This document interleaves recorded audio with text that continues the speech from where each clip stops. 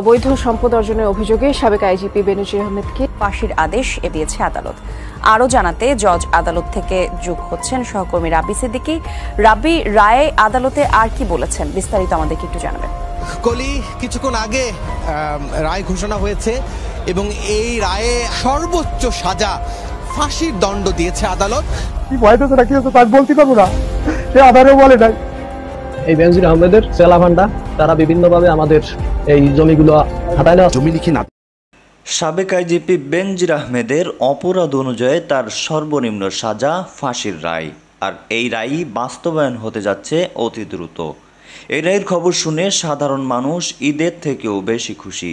বিশেষ করে গরিব অসহায় মানুষ বেশি খুশি হচ্ছেন, কারণ তাদের কষ্ট করে গড়ে তোলা সম্পদ বেনজির চোখের পলকে কেড়ে নিয়েছেন।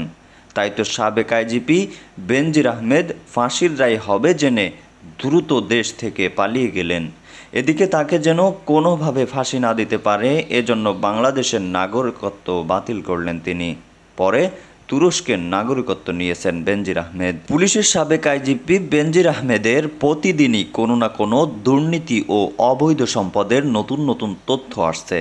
গুঞ্জন উঠেছে তুরস্কের নাগরিকত্ব নিয়েছেন বেনজির, এজন্য তাকে গুনতে হয়েছে প্রায় ৫ কোটি টাকারও বেশি। স্ত্রী জিসান মির্জার নামে সেকেন্ড হোম রয়েছে স্পেনে। এর আগে গতকাল জানা যায় সরকারি কর্মকর্তাদের সচিব পদমর্যাদার কর্মকর্তা হওয়ার লাল পাসপোর্ট পেলেও তা না নিয়ে তথ্য গোপন করে সাধারণ সবুজ পাসপোর্ট নেন বেনজির। অন্যদিকে নাম প্রকাশ না করার শর্তে কয়েকজন পুলিশ কর্মকর্তা মুখ খুলেছেন। তারা জানান বেনজির 4 মে সপরিবারে সিঙ্গাপুর গেছেন। কয়েকদিন আগে তিনি তুরস্কেও গেছেন বলে আমাদের কাছে তথ্য এসেছে। গোপালগঞ্জ ও তার শ্বশুর বাড়ির 2 ব্যক্তি এখনও তুরস্কে আছেন। তারা একসময় পুলিশ সদর দপ্তর ও র্যাব সদর দপ্তরে ঠিকাদারি কাজ করতেন। ফলে বেনজিরের অন্য দেশের নাগরিকত্ব নেওয়ার বিষয়টি ক্রমশই পরিষ্কার হচ্ছে। নিউজ ডেস্ক, সময় 63।